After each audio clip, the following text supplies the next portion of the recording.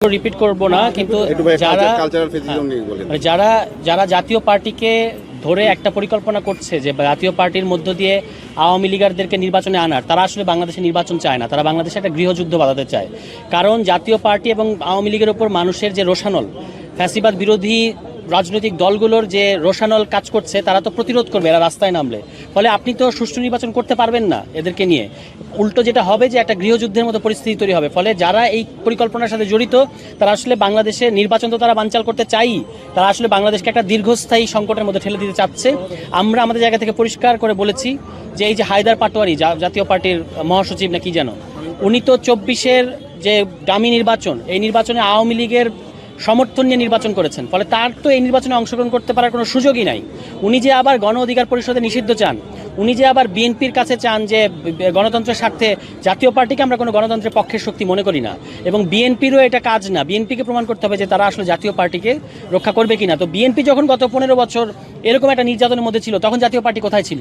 তখন তো জাতীয় পার্টি আওয়ামী লীগের সাথে থেকে গুমের বৈধতা দিয়েছে, ক্রসফায়ারের বৈধতা দিয়েছে, এবং যত ধরনের আওয়ামী লীগের অপকর্ম আছে সবগুলো বৈধতা দিয়েছে। এবং যারা জাতীয় পার্টির ব্যানারে বিগত 3টা নির্বাচনে অংশ নিয়েছে, প্রত্যেকে দুর্নীতিবাজ, প্রত্যেকের অবৈধ সম্পদ গড়ে উঠেছে।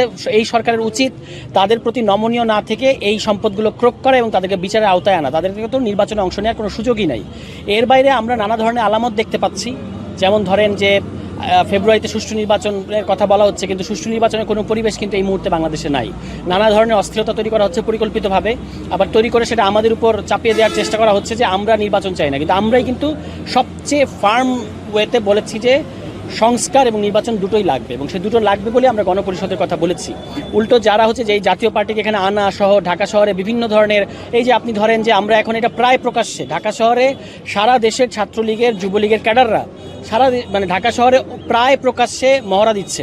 সরকার কি করছে? সরকারের গোয়েন্দা বাহিনী কি করছে? আমরা ওই সৈয়দপুরে এয়ারপোর্টে নামলে আমাদেরকে অন্তত 10 জন গোয়েন্দা ছবি তোলে। তো আপনারা ভাই ছাত্রলীগকে ধরেন, ছাত্রলীগ তো ঢাকা শহরের হাতিরপুল, তারপর সহ আপনার যতগুলো জায়গা আছে, উত্তরা কিংবা মগবাজার, এই সমস্ত জায়গায় এখন ছাত্রলীগ একটা বড় ধরনের অপকর্ম করার জন্য প্রস্তুতি নিচ্ছে, এবং সেখানে অনেক ধরনের ইনভেস্টমেন্ট হয়েছে।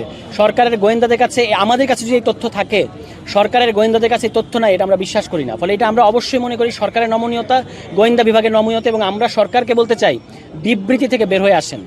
তারা শুধু বিবৃতি দেয়, কোনো অ্যাকশন নেয় না। আপনার কাজ হচ্ছে অ্যাকশন নেওয়া।